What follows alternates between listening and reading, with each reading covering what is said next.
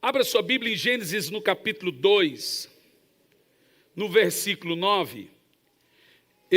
Há tempo eu queria falar sobre isso, vou hoje dar uma pequena pausa na nossa série sobre família, porque o que eu vou falar hoje é muito tutu e barreado descendo a serra. Gênesis 2 e 9, eu vou falar sobre as duas árvores no Éden. Diz assim: o Senhor Deus fez nascer do solo toda espécie de árvores agradáveis aos olhos e boas para o alimento. No meio do jardim estava a árvore da vida e a árvore do conhecimento do bem e do mal. Agora vamos pular para os versos 16 e 17 do mesmo capítulo. Diz assim: e o Senhor deu a seguinte ordem ao homem: comerás livremente o fruto de qualquer árvore do jardim. Presta atenção. Coma de qualquer árvore do jardim. Contudo, não comerás da árvore do conhecimento do bem e do mal. Porque no dia em que dela comerdes, com certeza morrerás. Pula agora o capítulo 3, para o versículo 1. E entendemos assim: a serpente era o mais astuto de todos os animais do campo que o Senhor Deus havia feito.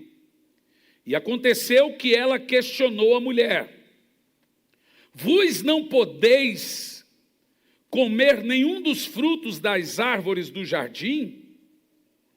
Ao que declarou a mulher à serpente: nós podemos comer de toda a árvore do jardim, mas do fruto da árvore que está no centro do jardim, Deus disse: dele não comereis, nele não tocareis, para que não morrais.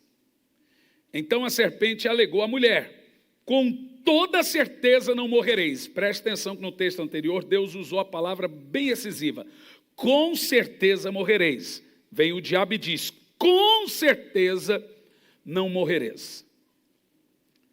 Ora, Deus sabe, olha o que Satanás está dizendo à mulher: Deus sabe. Você pode dizer isso 3 vezes: Deus sabe. Deus sabe. De novo. Deus sabe. De novo. Deus sabe. Isso é muito importante. Olha o que o diabo está dizendo: Deus sabe. Tudo o que aconteceu ali, Deus sabe, sabia. Deus sabe que no dia em que dele comerdes, vossos olhos se abrirão, e vós sereis semelhantes a Deus. Ora, já eram semelhantes a Deus. Então o diabo pegou Jesus e levou no deserto e disse: todos os reinos te darei. Já era dele. Ele disse: você será semelhante a Deus. Já era. Sereis semelhantes a Deus, conhecedores do bem e do mal. Quando a mulher observou que a árvore parecia agradável ao paladar, atraente aos olhos e, além de tudo, desejável para se obter companhia, obter sagacidade, tomou seu fruto e comeu e deu ao seu marido, escute bem, que estava em sua companhia. Ela não estava sozinha, estava lá feito um bobo, calado. E igualmente comeram. Então, os olhos dos dois se abriram e perceberam que estavam nus. Agora aqui nós temos alguns pontos importantes a serem mencionados nos textos lidos. Primeiro, Deus plantou as duas árvores no jardim, a da vida e a árvore do conhecimento do bem e do mal. Entendeu? Deus colocou aquela árvore que destruiu a humanidade lá. Deus plantou a árvore do conhecimento do bem e do mal. Ela não estava ali por acidente, não foi o diabo que colocou aquela árvore, foi Deus. Deus plantou a árvore da vida e a árvore do conhecimento do bem e do mal. Ambas as árvores estavam no centro do jardim.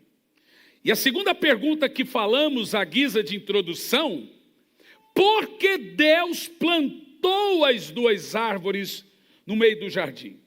A árvore da vida nós entendemos, mas às vezes nos dá uma bugada de compreender por que ele plantou a árvore do conhecimento do bem e do mal. Eu recebo frequentes perguntas como: Deus não viu que Lúcifer ia cair? Por que ele criou Lúcifer? Deus não viu que a serpente ia seduzir? Por que ele fez a serpente? Deus não viu que Judas ia trair? Por que ele escolheu Judas? Se Deus viu que a árvore do conhecimento do bem e do mal produzia um fruto e desse fruto mataria o homem, por que ele plantou a árvore no meio do jardim? Seria Deus o culpado pelo pecado? Seria Deus então, ou seríamos nós não culpados pelo que fazemos, já que Deus é o causador do caos ou do mal? A teologia liberal crê assim. Mas o que a Bíblia diz é diferente do que a teologia liberal entende. Eu não tenho todas as respostas, mas o que está claro e revelado eu consigo decifrar. As coisas ocultas pertencem a Deus.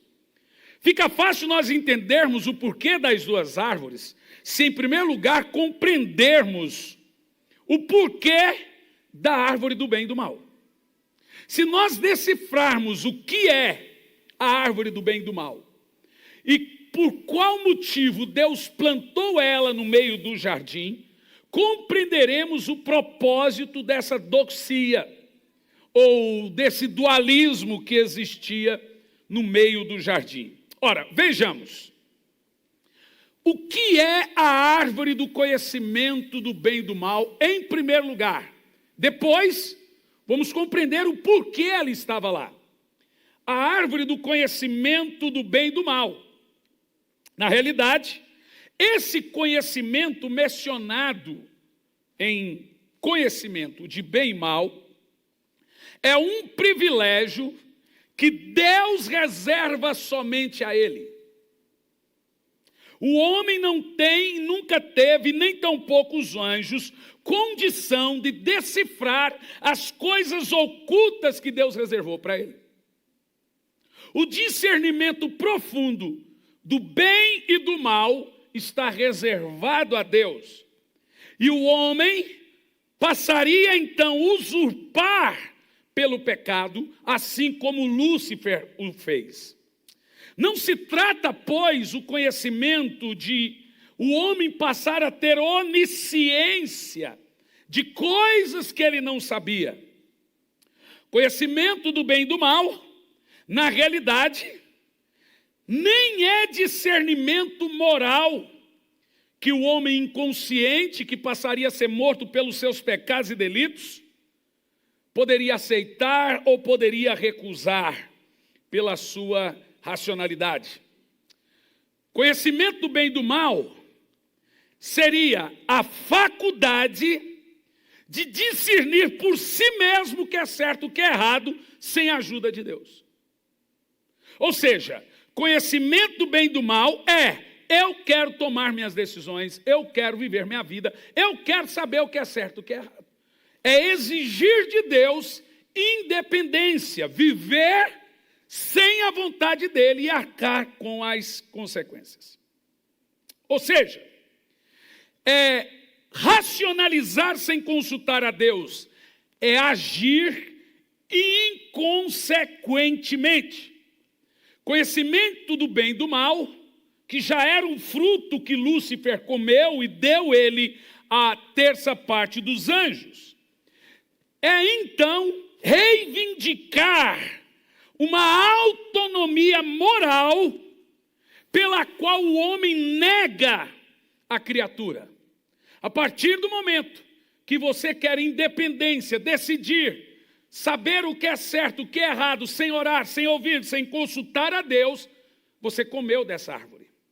Independência é o pai de todos os pecados, foi o pecado de Lúcifer. Independência da vontade de Deus. Ou seja, o primeiro pecado da raça humana foi, então, um atentado ao controle, governo e soberania de Deus. Um pecado de orgulho. E essa revolta contra a natureza de Deus, de domínio, controle, imprimiu-se, então, concretamente pela transgressão de um preceito que Deus estabeleceu, representado pela imagem do fruto proibido. Eu digo metaforicamente, não houve maçã. O fruto está em toda a Bíblia. Ele é imprimido na nossa alma. Vamos ver Isaías 5, versos 19 e 20. Quando o homem tenta controlar os seus caminhos, discernir a sua vida, por si só escolher entre certo e errado sem consultar a Deus, ele se torna um homem anomálico, um homem sem domínio, um homem que se revolta contra o Criador, que quer ajudá-lo na sua vontade. Sou eu que sei os planos que tenho para ti, planos de paz, não de mal, para lhes dar uma esperança e um futuro. Agora, então quer dizer que eu não sou robô? De modo nenhum. Deus apenas quer que você o consulte. Mas, assim como Adão escolheu comer da árvore do bem e do mal, ou poderia comer da árvore da vida, você pode escolher também. Você pode escolher ouvir a Deus, e Deus dizer assim não, assim é ruim. Ou você pode escolher o bem ou o mal que você entende ser bem ou mal. Quem entende o que eu estou falando? Esse texto de Isaías, no capítulo 19, verso 20, diz assim: ai daqueles que ao mal chamam de bem, esse é o homem, e ao bem chamam de mal, e que mudam as trevas em luz e a luz em trevas, que tornam o doce em amargo e o amargo em doce. Ai daqueles que são sábios aos seus próprios olhos e prudentes aos seus próprios juízos. Ou seja, todas as escolhas do homem serão contrárias às escolhas de Deus.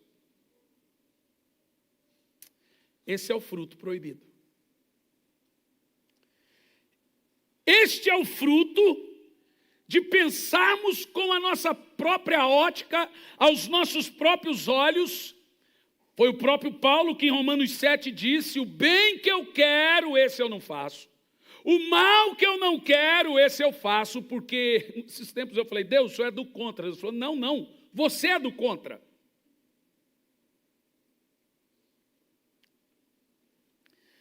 Não é comer do fruto do bem e do mal, e significar, pois, que o homem deveria obedecer a Deus cegamente, de um modo robótico, mas é comer do fruto da árvore da vida, para o homem obedecer a Deus e ser feliz, para se manter no estado de graça e santidade em que foi criado. Assim, esse homem nunca, jamais deveria morrer nem sofrer. Hoje, a humanidade continua no mesmo caminho de recusar a lei da vontade de Deus, da árvore da vida, e escolher os seus próprios caminhos, a revelia e a rebeldia de Deus, sem consultar a Deus, sem ouvir a Deus, sem buscar a Deus. A Bíblia diz que os caminhos dos homens são retos aos seus próprios olhos. Por isso eles continuam a chorar e até mesmo sofrer. Em terceiro lugar, surge a pergunta, já que você já sabe o que é a árvore do conhecimento do bem e do mal, por que ela estava lá? Surge uma pergunta. Tá bom, pastor, sabemos que o fruto é a rebeldia. Comer disso é pedir uma autonomia de Deus do seu controle em Campo Largo. Uma vez eu preguei uma série, e eu vou pregar essa série, a série mais chocante se chama Como Conhecer a Vontade de Deus para a Minha Vida. E depois continua a série, depois de conhecer a vontade de Deus, é como praticar a vontade de Deus que eu agora conheço. Aí uma irmã chegou e falou assim: pastor, eu não quero ficar mais nessa igreja. Por quê? Porque eu não quero a vontade de Deus para a minha vida. Eu falei: mas por quê, irmã? Porque toda a vontade de Deus para a minha vida não é o que eu quero para a minha vida. Ela diz com todas essas palavras. Então esse tipo de gente assume o controle da sua vida como se ele pudesse controlar a sua vida. Estávamos no congresso de casais em Águas de Lindóia, como mencionei a você, pastor Elisandro e eu, ministrando. Ontem, ao final, veio uma senhora e sentou do meu lado e disse: quero fazer uma pergunta. Eu tenho uma filha de 17 anos, que é lésbica, e diz que com 18 anos vai sair de casa para morar com a namorada. E eu estou aqui para te dizer, e eu orei a Deus, que com 18 anos, se ela sair de casa, eu não creio que ele existe. E ninguém vai nunca mais falar de Deus para mim. Eu olhei para ela e falei: e o que Deus falou? Não sei. Falei: então eu vou te dizer o que ele falou. Ok. O que, pastor? Foi isso que ele falou. Ok. Você sabe quem sai perdendo com esse joguinho bobo seu? Você. O que o senhor quer dizer com isso? Eu quero dizer que Deus não é chantageado, Deus não é comprado, Deus não aceita chantagem emocional, Deus é Deus. Senhor, eu vou para o inferno, pode ir. Só não vai com Deus, mas pode ir. Ela falava, o meu diagnóstico sempre é muito preciso. Durante um tempo, eu atendia em Curitiba, só eu e um padre fazíamos isso. Na época, a Thalita era secretária. Pessoas comprometidas, deprimidas, tentando suicídio, bipolaridade, ansiedade, etc. E eram muitas pessoas. Chegou uma hora que eu não consegui mais. O padre cobrava R$300, eu não cobrava nada. E eu, atendendo as pessoas, eu comecei a perceber que a maioria das crises interiores das pessoas é que elas são senhores de si mesmas. Ninguém, todo mundo quer ir para o céu, só não quer encontrar Deus quando chegar lá. Imagina, você vai ter que topar. Ele vai falar: você lembra aquele cachorro que você espancou? Que bichinho. Senhor, eu não lembro. Pois é, eu não esqueci do que você fez, do que você falou e etc. Vai ter que todo mundo topar Deus.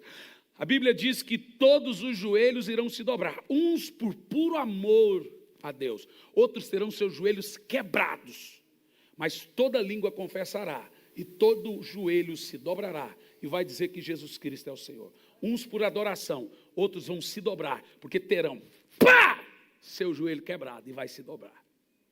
Seja junto com os anjos ou junto com os demônios, mas vão dizer que Jesus é o Senhor. Então deixe-me te dizer, Jesus é o Senhor da sua vida, quer você queira ou não, Ele é Senhor da sua vida. Mesmo você não aceitando, Ele é Senhor da sua vida.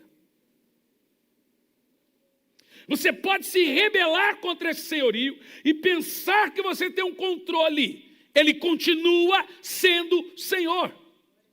Ele está no centro do universo, atento e controlando todas as coisas. Aí surge a pergunta que você está doido para fazer ou já fez.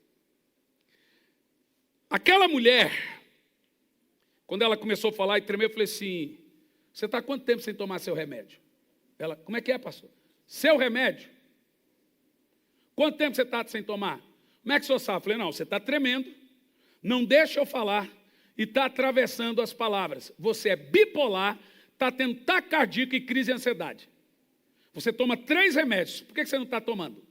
Ela falou: como é que o senhor sabe? Eu falei: não, eu estou olhando para você, eu estou sabendo. 2 semanas. Eu falei: então volta a tomar seu remédio, depois você vai saber o que você está falando, por favor. Ela falou: pastor, o que o senhor está querendo dizer? Eu falei: eu estou querendo dizer que você está surtada. Você não está tendo noção do que você está falando. Você surtou. Então eu não vou te ouvir mais, porque eu vou te ouvir. Você nem sabe o que está falando para mim, igual bêbado. Você está surtada. Vai tomar o remédio, menina. As pessoas pensam que controlam sua vida. E elas são controladas por alguma coisa. E aí você me pergunta: então por que Deus plantou essa árvore? Se Ele sabia que o homem iria cair. Deus sabia, gente? Responda. Deus sabia que Lúcifer iria cair? Por que Deus fez Lúcifer? Cri, cri, cri, cri. Deus plantou a árvore da desgraça, gente.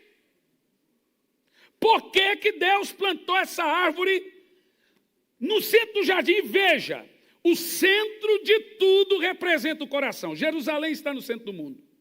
O coração está no centro do corpo. Deus pôs dentro do jardim, que é o nosso coração, duas portas, a estreita e a larga. A bênção e a maldição. Dentro aqui está a árvore do conhecimento do bem e do mal e a árvore da vida. E aqui está a minha tese, porque Deus plantou a árvore do conhecimento do bem e do mal para rivalizar com a árvore da vida. Primeiro, você serve a Deus, me responda, por Ele ser Deus e assim você é obrigado a servi-lo? Uma boa pergunta. Você serve a Deus porque não tem outro jeito? Porque Ele é Deus poderoso, então você se vê obrigado a servi-lo? Ou, servimos a Deus porque Ele é maravilhoso, e por ser maravilhoso, eu amo e adoro e o sirvo? A ou B? Quem serve a Deus porque Ele é bom e a sua bondade dura para sempre? Diga amém. Quem vai para o céu com medo do inferno? Eu não quero ir para o céu com medo do inferno. Eu quero ir para o céu porque Jesus está lá. Tem gente que vai para o céu olhando para o inferno. Não quero ir para o inferno, não quero. Eu vou para o céu olhando para o céu. É ou não é? É foco. Deus seria maravilhoso se a única opção que o homem tivesse fosse Ele. É muito fácil ser Deus quando se não tem um contraditório. Eu não serviria a Deus porque eu amo, eu serviria porque não tem escolha. Deus é tão bom, mas tão tremendo, que Ele não quer que você o adore. Ele quer que você queira adorar. Deus não quer que você venha na igreja, irmão. Deus quer que você queira vir na igreja. Sabe, essa é a diferença do religioso e de quem ama a Deus. Hoje é dia de cultuar. Tem gente que só vem na igreja quando trabalha. Ele não separa. Trabalhar para Deus e cultuar a Deus. Trabalhar para Deus é uma coisa. Culto a Deus é outra coisa.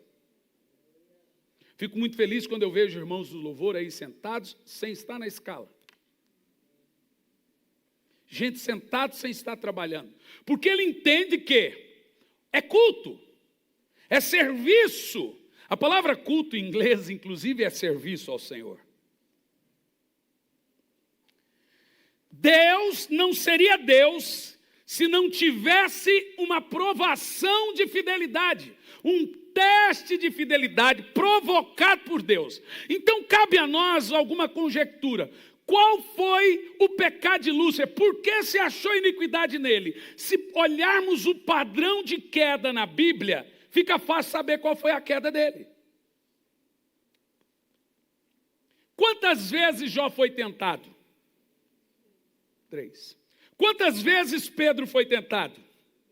Quantas vezes Jesus foi tentado? Quantas vezes Adão e Eva foram tentados? Qual foi o padrão de tentação de todos esses que eu mencionei em toda a Bíblia? O mesmo. A Bíblia diz que Deus, o Espírito Santo, levou Jesus ao deserto para ser tentado. Jesus disse: Pedro, Satanás me pediu permissão para tentar você, e eu vou interceder. Foi-lhe concedida a permissão. O Senhor disse: Jó, Satanás me pediu permissão. Então, tecnicamente, fica fácil entender por uma simples exegese que Adão e Eva lhes foram permitidos serem tentados. E assim também a Lúcifer e a terça parte lhes foram permitidos serem tentados. É uma espécie de teste de fidelidade. Deus não quer ninguém servindo Ele como robô. Ele tem que amar porque Ele é o melhor, porque Ele é lindo. Não é porque eu fui criado e eu sou obrigado a isso, não. Eu escolhi Deus, porque não há Deus maior, não há Deus melhor. Vamos fazer isso? Não há Deus tão grande como nosso Deus. Só o coral, não há Deus maior.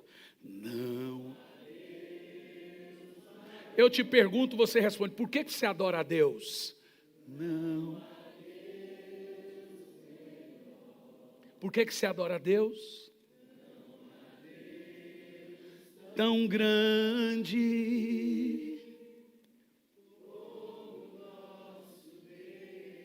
Minha irmã, que voz bonita, hein, irmã?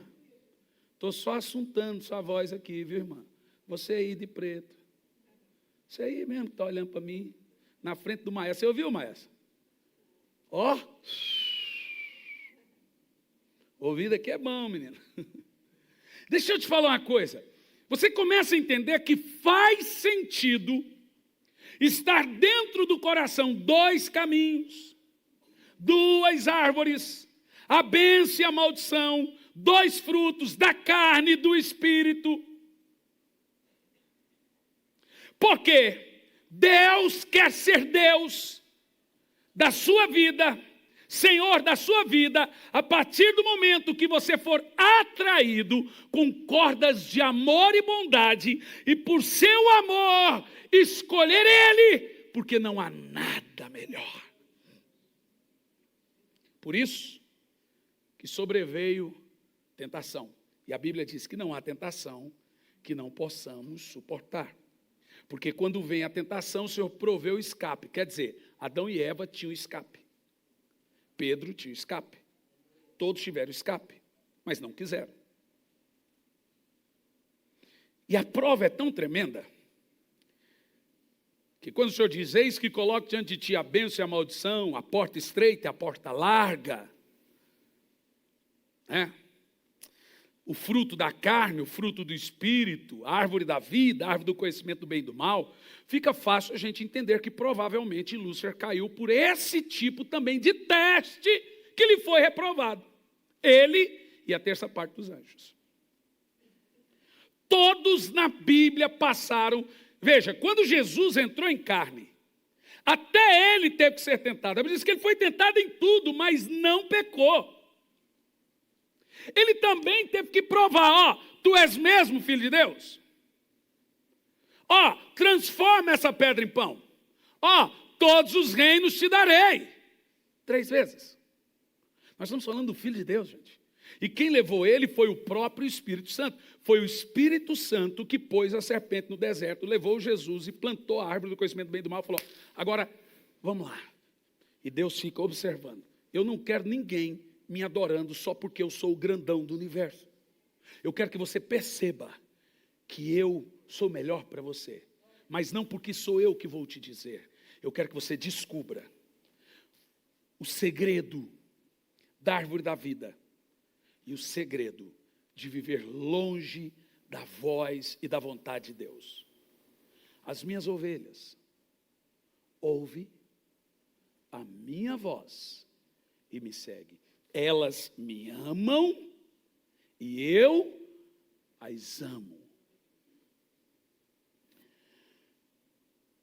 Por isso que acontece esse tipo de teste de fidelidade que conhecemos que está em oculto no nosso coração. Deus é Deus a qualquer momento. Mas Ele é Deus adorado quando nós conhecemos seu amor. Deus é Deus dos demônios, Deus é Deus de rebeldes, Deus é Deus de quem está no inferno, Deus é Deus.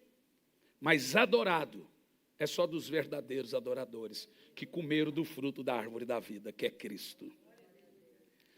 Deus criou homens livres, com escolhas livres, e este, por sua livre escolha, foi reprovado no teste, escolhendo a indecência e dizendo, Prefiro tomar as minhas próprias escolhas, decisões. Não quero ninguém dizendo o que eu tenho que fazer, controlando a minha vida. Eu quero escolher o que é certo, o que é errado e decidir por mim mesmo. Você ouve isso dos adolescentes hoje. Você ouve isso das pessoas. Mas eu quero decidir por mim mesmo, eu tenho direito. Agora observe a palavra da serpente a Eva. Deus sabe. Repetimos ela 3 vezes. Deus sabe. Você entendeu isso? Deus estava lá. Como ele estava no deserto. Como ele estava no jardim. Como ele estava observando a queda de Lúcifer. Deus não é um Deus amoroso. Se ele fosse a única coisa no universo a ser adorado por obrigatoriedade. Servir a um Deus por imposição é muito fácil para Deus. Então Deus é tão justo. Por isso que o cântico mais famoso da Bíblia é: o Senhor é bom e a sua bondade dura para sempre. Outro cântico: o Senhor é justo. É justo até para quem não quer Ele. Você quer ir para o inferno? Pode ir. Quer pecar? Pode pecar. Isso quer dizer, Deus está vendo tudo. Ele ficou vendo o primeiro homem sucumbir. Ele ficou vendo Pedro negá-lo. Ele ficou vendo Judas traí-lo. Ele ficou vendo Davi cair com a Betseba. Lembra de José na casa de Potifar, quando quase caiu com a Patifona? Deus ficou vendo o homem exigir, porque pecado é exatamente isso. Exigir que Deus não se meta nas minhas escolhas. Pecado é comer do fruto da independência. Deus não te pediu opinião.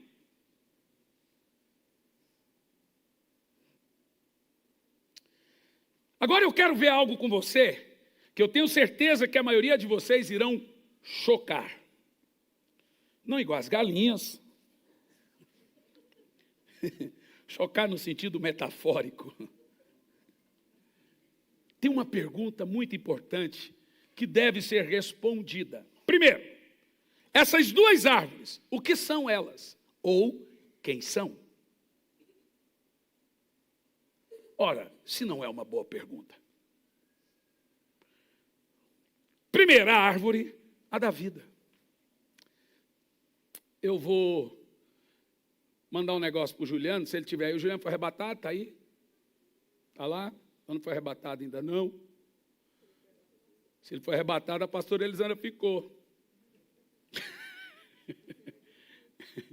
E eu vou dirigir, né? Então ele não pode ser arrebatado hoje, não. Eu não aguento dirigir. Deixa eu pegar um negócio aqui, porque eu vou mostrar um negócio. Árvore. Eu já tinha feito isso aí, eu esqueci. Da oliveira.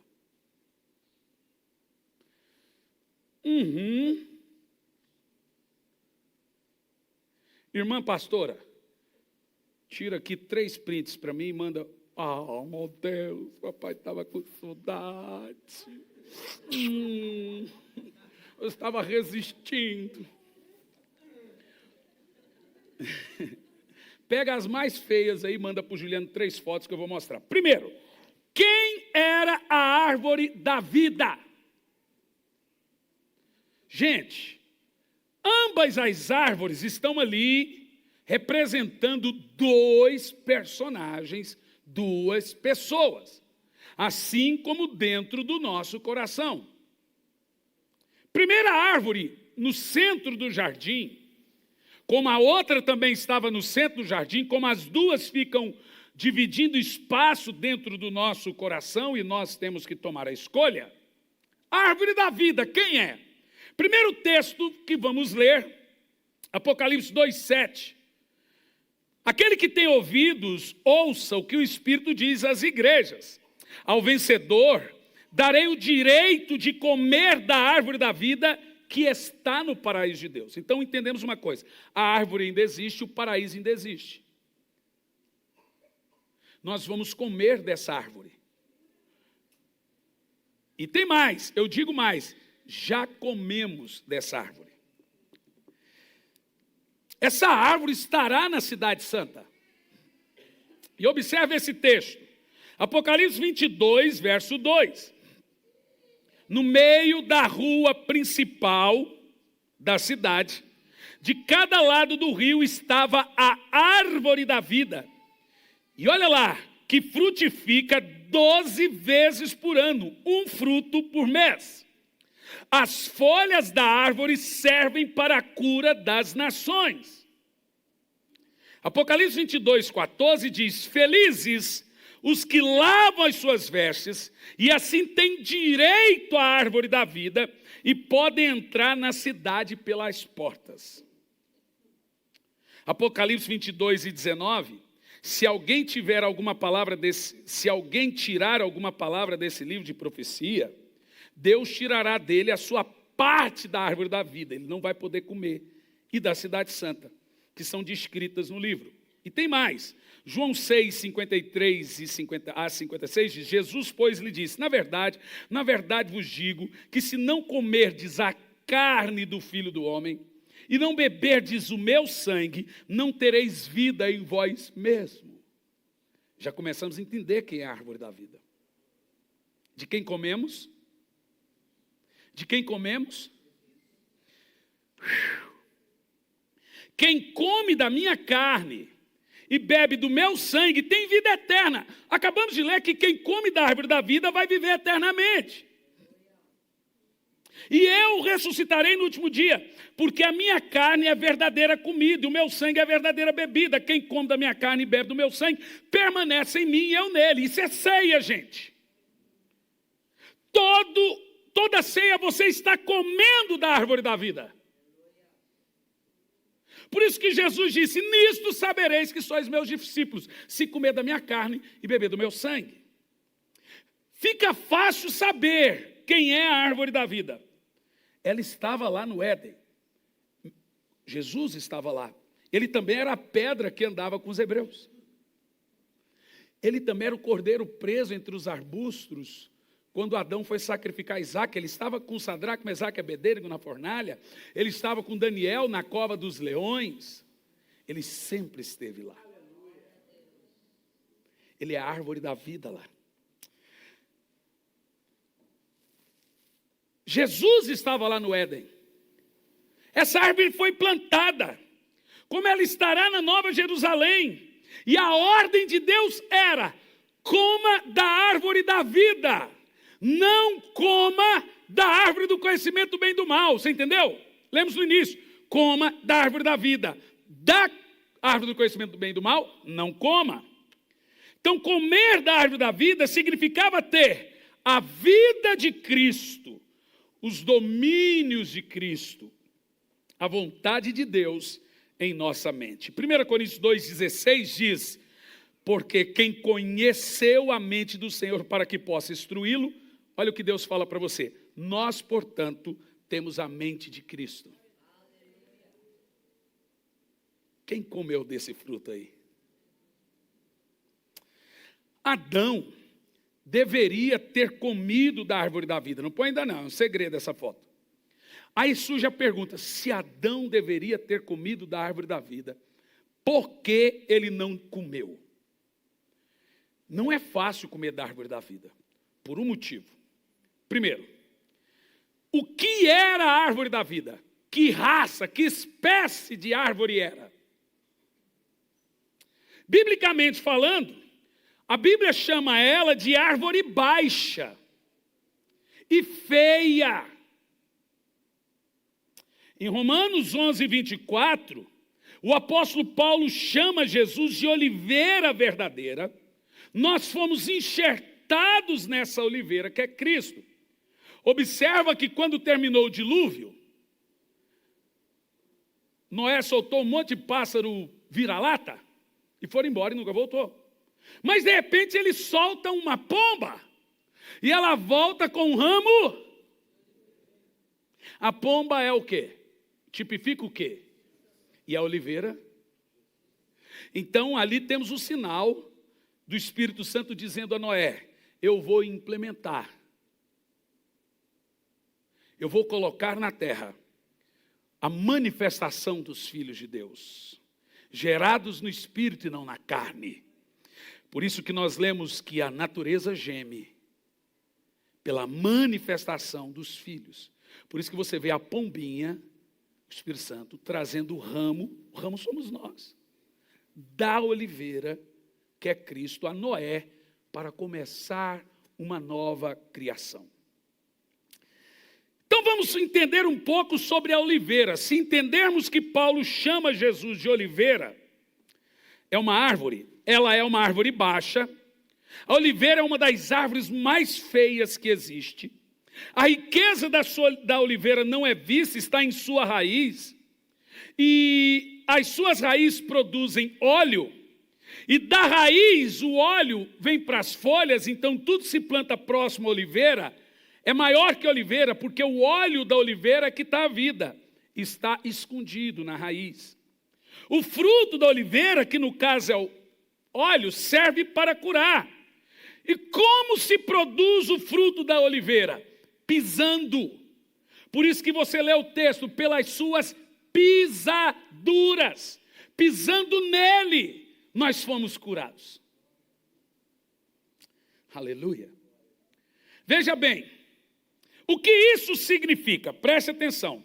Eu tenho aqui algumas fotos da oliveira.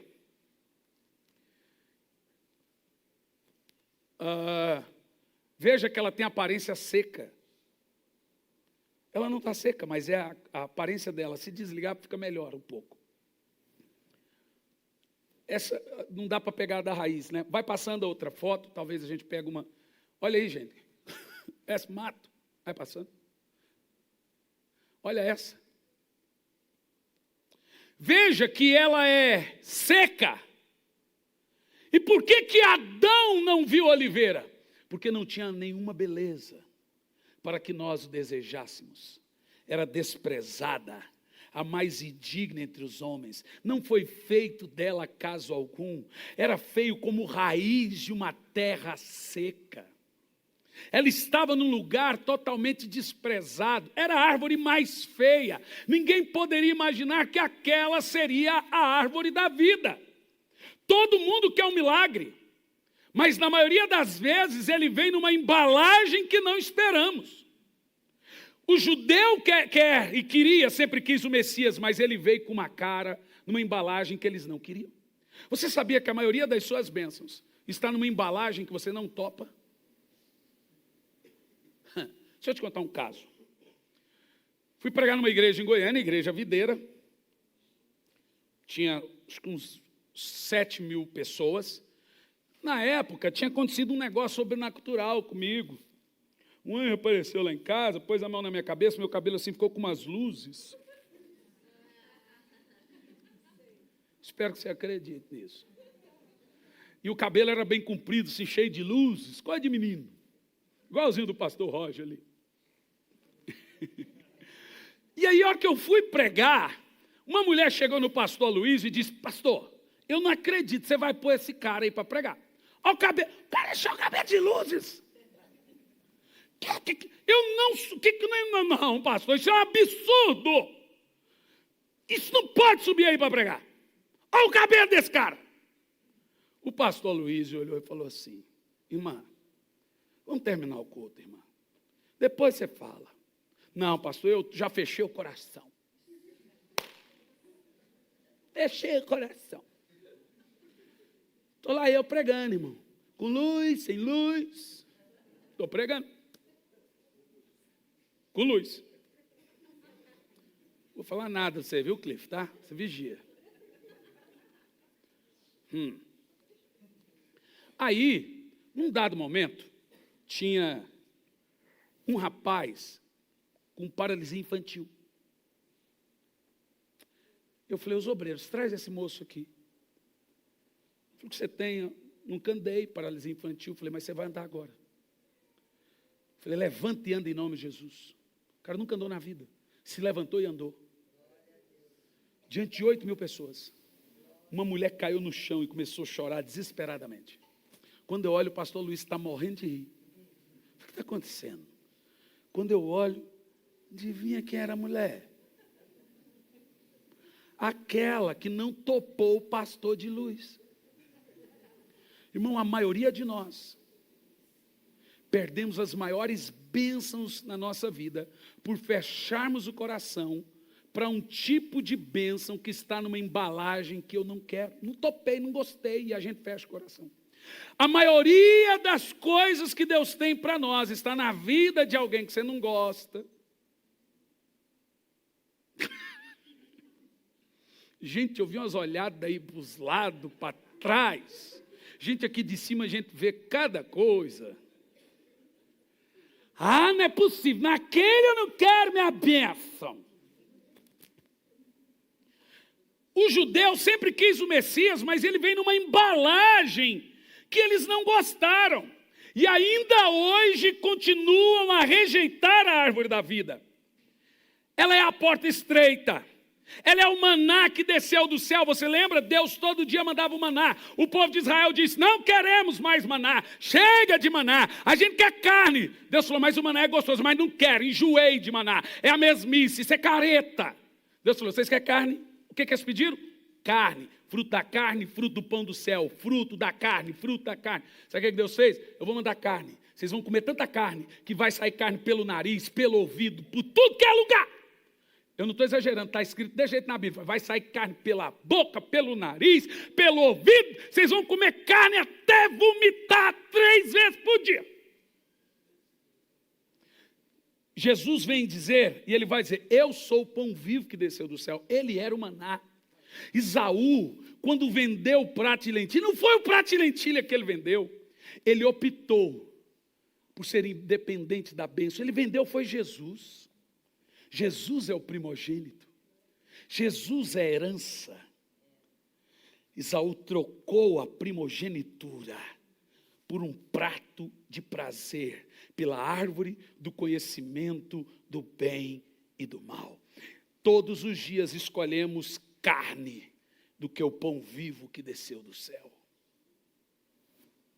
Pecado é gostoso, gente. Se não fosse, a gente não pecava. Pecado é doce, mas dói a barriga.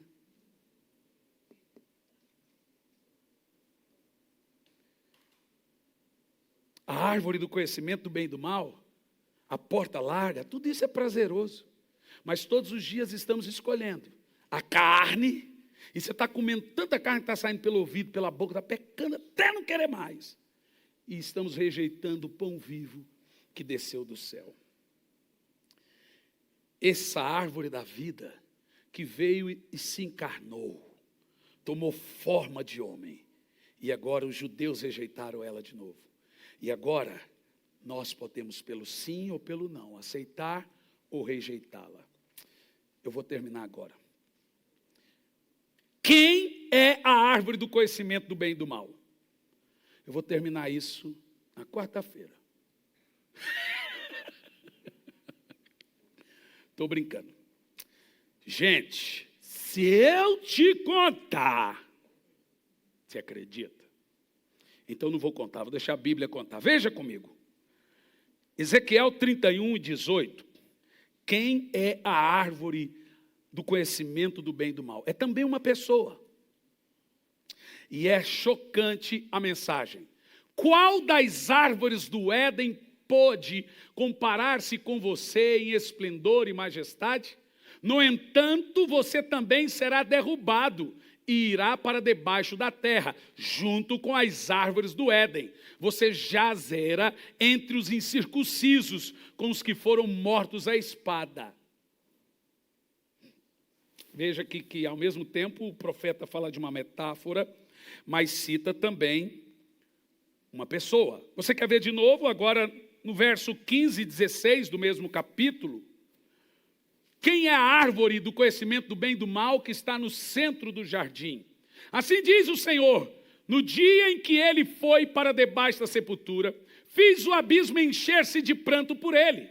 Estanquei os seus riachos, e a sua fartura de água foi retida. Por causa dele, vestiu o Líbano de trevas. Todas as árvores do campo secaram. Fiz as nações tremerem ao som da sua queda, quando fiz descer a sepultura, juntos com os que descem a cova. Agora leia o resto. Então, todas as árvores do Éden, as mais belas e melhores do Líbano, todas as árvores bem regadas, consolam-se embaixo da terra, no termo Sheol. Em mais um texto agora, Ezequiel 17, verso 24, fazendo agora um comparativo, preste atenção, entre as duas árvores, tanto Ezequiel como Jeremias mostra quem são as duas árvores. E agora eu quero vibração. Quem ficar com cara de lata aí vai fazer vibração aqui em cima. Vibração. Olha lá. Todas as árvores do campo saberão que eu, o Senhor, faço cair a árvore alta e faço crescer alto a árvore baixa. Eu resseco a árvore verde e faço florescer a árvore seca. Eu, Senhor, falei e eu farei. Deus lhe deu um nome que está acima de todos os nomes, para que ao nome de Jesus, a árvore baixa, a oliveira feia, que produz o óleo do Espírito, se dobre todos os joelhos no céu, na terra e embaixo da terra. Deixe-me te dizer uma coisa: precisamos da oliveira, precisamos da árvore. A Bíblia diz que Jesus foi obediente até a morte de cruz. Ele veio sem beleza, árvore seca, baixa. Não teve beleza para Adão querer comer dessa árvore. É uma árvore baixa. Lúcifer era uma árvore alta, linda, frondosa. O Senhor secou essa árvore. Secou essa árvore. E reverdeceu o Cristo, porque ele foi obediente à morte de cruz. Deus o exaltou soberanamente e lhe deu um nome que está acima de todos os nomes, para que ao nome de Jesus se dobre todos os joelhos no céu, na terra e embaixo da terra, e toda língua confesse que Jesus Cristo é o Senhor. E aqui eu concluo Jeremias 11, 19, os diáconos podem se preparar.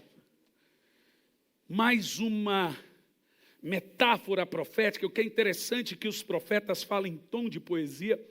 Talvez o pastor Roger iria gostar dos profetas, porque eles falam em tom de poesia a profecia. Isso é arte. E olha o que Jeremias diz: eu era como um cordeiro manso, levado ao matadouro. Veja você por seus olhos. Não tinha percebido que tramavam contra mim, dizendo: destruam a árvore e sua seiva.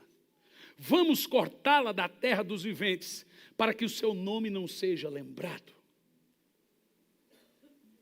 Árvore baixa, que Deus exaltou. Árvore alta, que Deus cortou. Ainda hoje, escolhemos pela árvore alta. E sabe por quê? Por 3 motivos. Ela tem fruto gostoso. Não foi o que Eva disse?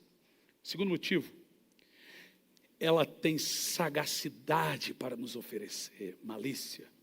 Terceiro motivo, ela pode nos dar poder, quer dizer, autonomia de tomar as minhas escolhas, independência de Deus. O que a árvore baixa tem para te oferecer? Óleo de oliva, que sai de sua raiz, desce lá do Monte Hermon, escorre na cabeça de Arão. É a pombinha trazendo o ramo para a noiva de Cristo dentro da arca. A arca é a igreja, irmãos. Toda vez que a arca balançava, Noé e os que estavam lá caíam. Tem gente que cai aqui toda hora, mas cai dentro da arca, irmão. Não cai fora da arca. Aqui a gente vai cuidar, dá umas cabaçadas de pau na sua cabeça, dá umas tramadas, mas cai dentro da arca. Tem gente que cai, não vai cair lá fora. Lá fora só tem morte, não tem vida. A arca é a igreja. Aqui está cheio de fezes, bicho, cheiro horrível. Mas é mais seguro do que lá fora. E lá vem o Espírito Santo, com o raminho da oliveira, para trazer a nós aqui hoje. Nessa manhã, por mais uma vez, nós vamos experimentar da árvore da vida. Comer do pão, beber do sangue, porque os frutos da carne são, etc, etc, etc, etc. Os frutos do Espírito são, etc, etc, etc. Os que são da carne se inclinam para as coisas da carne. Vamos saber qual árvore você está comendo. Os que são do Espírito se inclinam para as coisas do Espírito. É bom ser crente? Olha, é bom. Prazeroso? Depende do ponto de vista. Custoso, sacrifício? Muito. Mas comer da árvore da vida é ter garantias eternas que eu tenho a mente de Cristo. Isso é Santa Ceia. Todos os dias de ceia comemos da árvore da oliveira. Bebemos do seu óleo, da árvore da vida que é Cristo. E funciona assim: toda vez que você se alimenta da árvore da vida, você vai tendo a mente de Cristo. Por que Deus expulsou Adão do jardim? E depois proibiu-os de comer da árvore da vida, porque agora eles tinham pecado. Imagina se eles comem da árvore da vida. Seríamos todos nós demônios. Nunca morreríamos, porém rebeldes. Então a expulsação do Éden foi graça. Porque se Deus não expulsa Adão e Eva do jardim, seríamos The Walking Dead. Seríamos mortos-vivos, como os demônios, eternos e pecadores, sem precisar de vida, sem precisar de Cristo. Então o que Deus fez? Nos expulsou. E depois nos trouxe de volta através do pão vivo que desceu do céu. A árvore viva encarnada, a oliveira verdadeira. E nós que tínhamos sido cortados, fomos enxertados nessa árvore. Graça pura. Então, toda vez que você se alimenta de Cristo, você vai tendo a mente de Cristo, a vida de Cristo, se parecendo com Cristo e melhorando. Eu quero que você fique em pé.